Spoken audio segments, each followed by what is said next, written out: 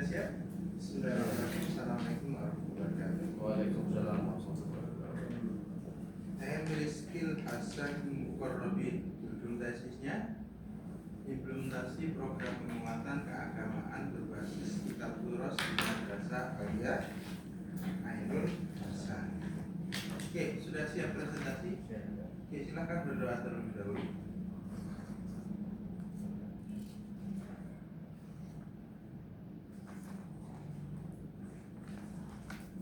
Ya. Oke, Anda punya waktu 10 sampai 15 menit untuk mempresentasikan hasil penelitian saudara dengan judul implementasi program penguatan keagamaan berbasis kitab Turos di Madrasah Aliyah Ainul Hasan. Silakan. Bismillahirrahmanirrahim. Assalamualaikum warahmatullahi wabarakatuh. Alhamdulillahirabbil alamin wassalatu wassalamu ala asrofil anbiya'i wal mursalin sayyidina Muhammadin wa ala alihi wa sahbihi ajmain. Amma ba'du. Al-mukarramun, para alim ulama, para dakatir, para tutur, wabil khusus pengasuh pondok pesantren Zainul Hasan Genggong Al-Mukarram Kiai Haji Muhammad Hasan Mutawakil Allah, dan yang saya hormati, yang saya muliakan Rektor Universitas Islam Zainul Hasan Genggong Al-Mukarram, Asosiat Profesor Dr. Abdul Aziz BAMAG, dan Dewan Penguji ada Ibu Warak Dr. Endah Tri Wisudaningsi MPDI, ada yang saya hormati Direktur Pascasarjana Dr. Haji Imam Buhari SUM MPDI, yang saya hormati Sekretaris Penguji Dr. Ainur Rafiq Sofa MPD. Alhamdulillah, lanjut langsung saja yang tidak terlalu lama. Saya akan menjelaskan atau mendefinisikan ujian tesis program studi Magister Pendidikan Agama Islam Pascasarjana Universitas Zainul Hasan Genggong, yang mana judul dari tesis saya implementasi program penguatan keagamaan berbasis kitab Turos di Madrasah Aliyah Ainul Hasan.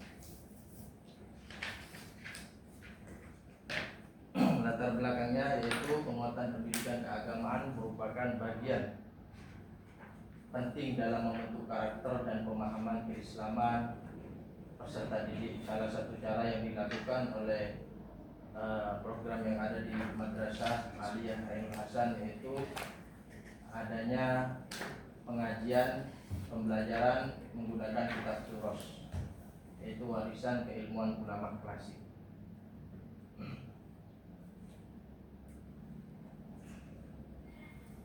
Jadi ini latar belakang ini jadi hal yang menarik bagi kami untuk meneliti, bagi saya untuk meneliti bagaimana prakteknya dan bagaimana pembelajarannya yang dilakukan di Madrasah Aliyah Ainul Hasan.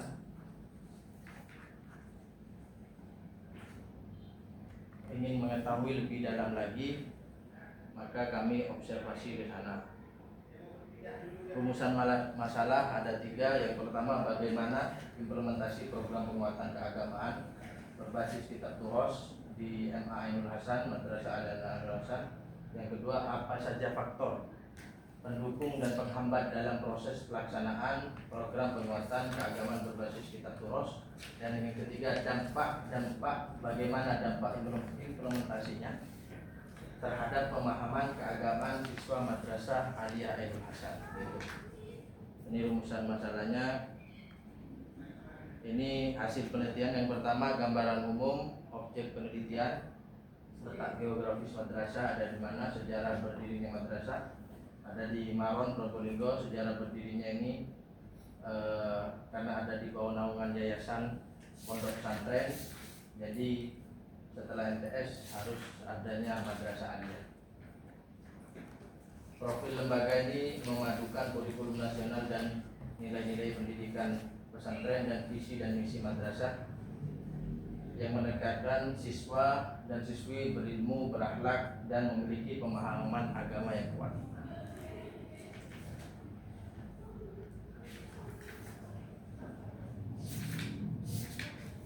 Hasil penelitian implementasi program penguatan keagamaan berbasis kitab turos, yaitu ada 3. Yang pertama integritas dengan kurikulum madrasah. Jadi ini sudah masuk ke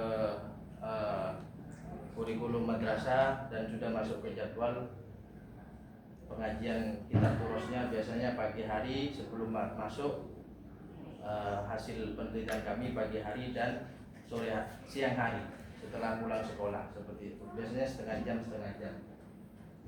Dan juga pelaksanaan ini pembelajaran kitab turos dilakukan secara menyeluruh dari siswa 11 sampai 12, 10 dari siswa kelas 10 sampai 12 putra maupun putri, yang mana langsung diampuh oleh pengasuh pesantren dalam suatu majelis. Itu qabla, sebelum masuk kelas dan selesai masuk, setelah pulang kelas, setelah jamaah duhur. Begitu. Dan nomor 3, pembentukan karakter religius. Selain meningkatkan kemampuan membaca dan memahami kitab, program ini juga bertujuan membentuk karakter religius siswa seperti disiplin, adat terhadap guru, serta kesungguhan dalam menuntut ilmu. Jadi ini akan menambah karakter religius kepada siswa. Selain mampu, karena juga kalau ini metodenya nanti di dalam tesis juga disebutkan metodenya bandrongan. Jadi bandrongan itu pengasuh atau guru yang membaca dan murid memaknain, seperti biasanya ngaji kitab di pondok pesantren. Tapi bedanya ini dimasukkan ke kurikulum dan nanti juga masuk ke penilaian keaktifan siswa, seperti itu.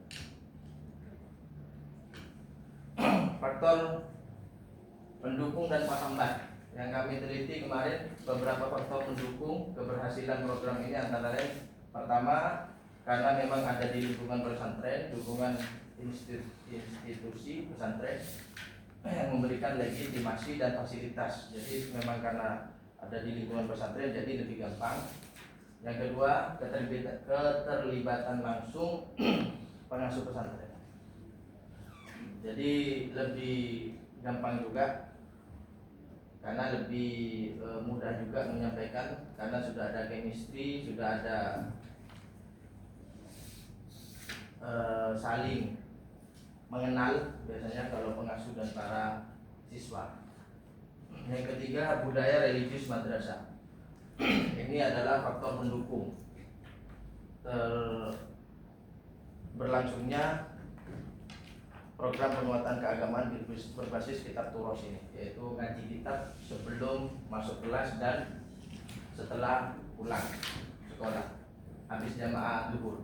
Faktor penghambat, ada beberapa faktor penghambat. Yang pertama yaitu perbedaan tingkat kemampuan siswa, karena memang di sini dikumpulkan menjadi satu, kelas 10 sampai kelas 12. Jadi ini sebagai penghambat juga kemampuan siswa. Kadang yang kelas 10 tidak paham dengan penjelasan yang kelas masih belum paham karena masih baru kelas 10, dan yang kelas 12 sudah mulai paham, seperti itu. Jadi tingkatannya faktor penghambat dalam ini karena dijadikan menjadi satu. Nomor 2, tingkat kedisiplinan siswa yang masih beragam. Terkadang ini yang menjadi faktor penghambat juga, karena banyak juga siswa yang kadang telat datangnya, kadang tidak bawa pulpen, tidak bawa kitab. Nah, ini menjadi faktor penghambat juga. Nomor 3, tantangan teknis dalam menyesuaikan metode pembelajaran dengan kemampuan siswa yang berbeda. Nah, tapi kemarin hasil wawancara juga, namun kendala tersebut tidak menjadi hambatan utama, karena pihak madrasah dan pengasuh pesantren melakukan penyesuaian metode pembelajaran serta memberikan bimbingan secara berkelanjutan kepada siswa. Jadi setelah ngaji biasanya ada tanya jawab walaupun 1 atau 2 orang. Oke, seperti itu. Oke, Mas Rizky Hasan Korobin ya? Ya. Mas Rizky Hasan Korobin. Selanjutnya akan diperdalam oleh beliau produksi kita masalah rektor.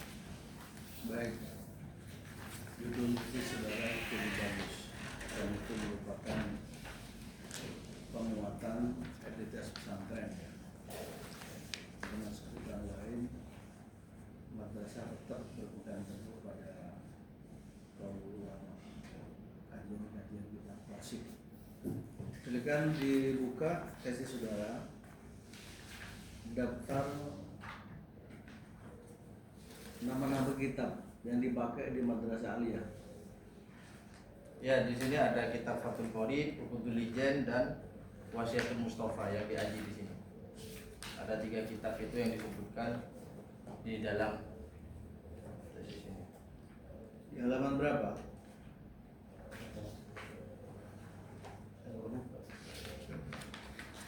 Tadi kan penjelasannya sebelum belajar gitu ya. Ya, Apakah kitab Taurat itu sudah ikut menjadi kurikulum atau hanya kurikulum pendamping? sudah masuk ke kurikulum. Ya, mana datanya? Datanya di sini. Daftarnya, daftar mata pelajarannya. Ya, bentar. Ada di halaman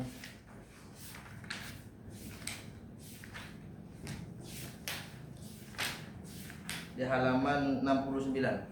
69.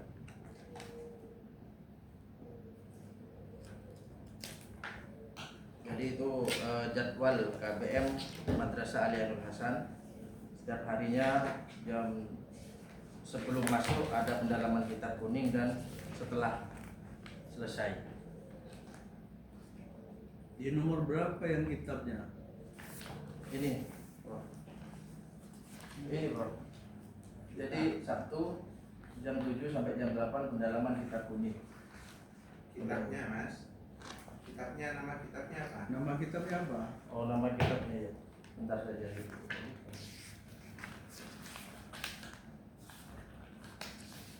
Sebelum masuk ke jadwal itu mestinya SK Kepala Sekolah tentang penetapan kurikulum